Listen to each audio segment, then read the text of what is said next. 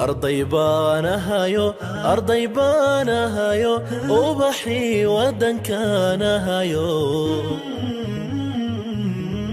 وحان ورديا ورديا دكسي ذو آذى وحان ورديا ورديا دكسي ذو آذى إنن أقن كورسالو دالكيغا أنفعي إنن أقن كورسالو دالكيغا أنفعي دذلكي لا يمذي الله يوي قرقان وعي قلنتا الريان وحان ورديا ورديا دكسي ذو آذى وحان ورديا ورديا دكسي ذو آذى وحبرشبة فرفرعون وحبرشبة فرفرعوني أما التعليم النشط waxay siyaadisaa falgallada ardaygu uu la sameeyo waxa uu baranayo waxayna sare u qaadaa natiijo ka gaarista heer waxbarasheedkiisa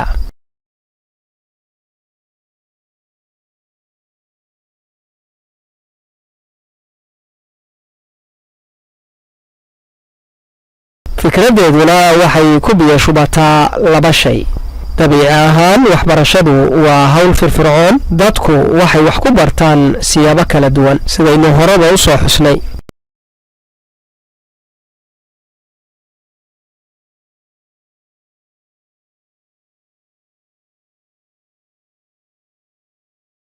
waxaynu eegaynaa jaantuus ina tusaya qaybo ka mida qaababka loo adeegsado tacliim nashid amaba activity based education waxaynu nidhi qaybta labaadi waxa weeye in dadku ay wax ku bartaan siyaabo kala duwan jaantuusku waxa uu inoo sharxayaa dhexda waxaa ku jira casharkii oo cagaar lagu midabeeyey ومركي قفكو تارجتكي وكجارو عقاركاس برواقدي يبشبستي وكجاريو أيو تصيا وحا دنعيدا كم مغضى مهريرها كم مغضى هذا كيسانا وقالب كلا دوان وكقيب قادنيا عشركي إنو سيالة كلا دوان قفكي كوغالو qaar baa dadka aragga wax ka barta qaar maqalka wax ka bartaan qaar samaynta wax ku bartaan wixii oo dhan ayaa isugu jira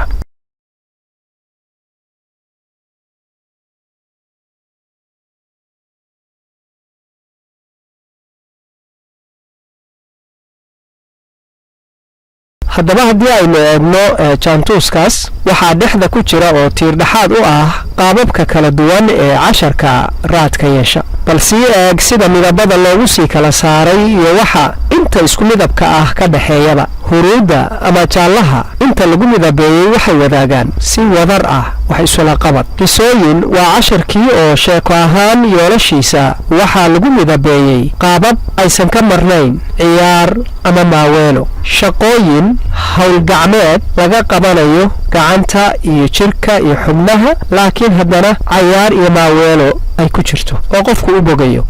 oranjiga waa maskax ka shaqaysiin fakar iyo khariidad ku takhdiidin intuba waxaa ka dhaxeeya maskax ka shaqaysiintaas iyo fakarka gooni ahaan wuxuu sawirku tusaale inaga siinayaa qaar ka mid ah qaababka waxbarasho ee waxbarashada firfircooni leedahay maskax toojin iskaalmaysi ciyaar wax ku barashada moogaysiga ama door isweydaarsiga wax ku barashada xalinta mushkilooyinka wax ku barashada khariidad maskaxeedyada qiso wax ku baradka dood isweydaarsi wax ku baradka ama almunaaqasha waxa loo yaqaan jilid ama tamthiilul adwaar waxyaalaha loo yaqaano ku dayashada ama muxaakaadka waxa loo yaqaano iyo wixii la mid ah qaabab kale oo aynan jaantuuskan kusoo bandhigin ayaa iyaguna jira oo midiba uu qaab gooni ah uu uga qayb qaadanayo casharkii fahamkiisii waxaana hubaal ah in markii qaababkaas la raaco uu casharkaasi ka mira dhal badnaanayo kii aan loo raacin sida aynu qaybaha dambe ku caddayn doono ilmuhuna aanay ka daalayn waxaase isweydiin leh dugsiga ma lagu fulin karaa qaababkaas ama qaar ka mid a macallinku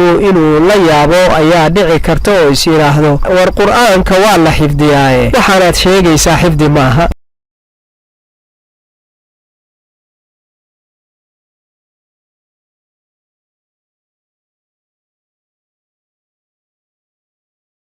tusaale yar oo la xiriira laba gabdhood oo walaalo ah ayaa midna dhowr safxo saacad kaga soo tuuri kartaa midna aysan safxo barkeed si fiican uga bixi karin iska badaa dhowr safxe waxaa hubaal ah inuu jiro qaababkaas waxbarashada ka mid ah oo ay gabadhaasi si la yaab leh wax uga baran karto ama ugaba fiicnaan karto walaasheedaas kale tusaale ah haddii ay ogaan lahayd in hadduu ku adkaado xifdigu laga aqbalayo juhdigeeda ilaan iyaduba waxay gelisay wakhti la-eg ama la mida ama u dhigma wakhtiga ay walaasheed dhowrkaa safxa ay xifdida gelisay oo markaa ay heli karto inay kitaabka ka akhriyi karto oo ay natiijo la timid oo tafsiirkiisa iyo fahamkiisu ay ka muhiimsan yihiin xifdigaba sow kulama ay tartanteen walaasheed taas dhowr safxoonayda ah lafteedu inay kaba sii badin lahayd ayaa laga yaabaa oo maalintii xisib iyo wax la mid ah ka soo tuuri lahayd horumarka dhanka waxbarashada ee maantana waxaa cilmi baaris muddo ka hor lagu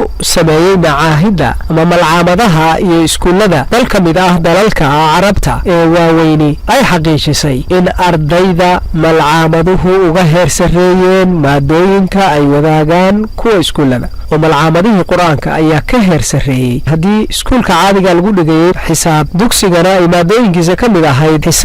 xisaabtii waxaa ku badshay oo ku sarreeyey malcaamadihii ama dugsiga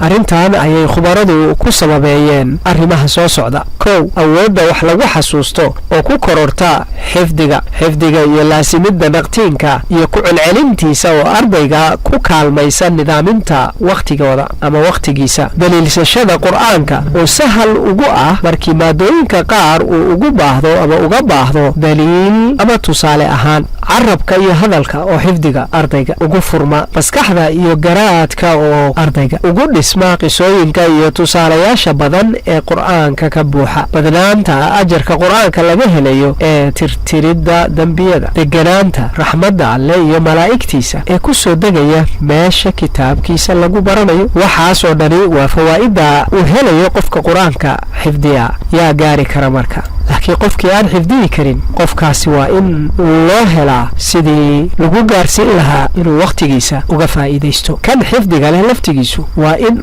la hormariyaa qaababka wax ku xifdiyayo ee aysan noqonin diiq seeka ahaa hal qaab oo la kala dhaxlay oo sidaa keliya wax lagu wado weligeed ardaygii ka soo bixi waayana dhangad lala korfuulo marka shaki ma leh muhiimadda xifdigu iyo in dhaqankeenna qur-aan xifdigu yahay mid sax ah oo ka qayb qaadanaya nolosha waxbarasho tan dhaqan iyo tan bulsheed ee ardayga intaba waxaase la rabaa in la tixgeliyo aqoonta laga helay tijaabooyinkii lasoo maray ama cilmi baaristaba lagu gaaray ee ay ardayda uu xifdigu ku adag yahay wax ku baran karaan oo looga faa'iideeyo wakhtigooda waxbarasho ardayaha waxay isku dayday in buugta ay soo saaridooda bilowday ay noqdaan dhammaan kuwa qaabka loo diyaariyey iyo qaabka loo dhigayaaba ay noqdaan kuwa ka faa'iidaystay tajrubooyinkaas waxbarasho ee adduunku uu gaaray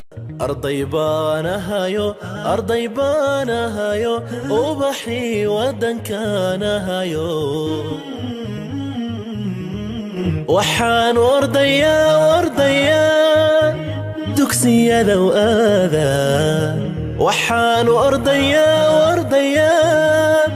دكسي ذو آذان إنن أقن كورسالو دالكيغا أنفعي دذلكي لا يمذي الله يروي قرقان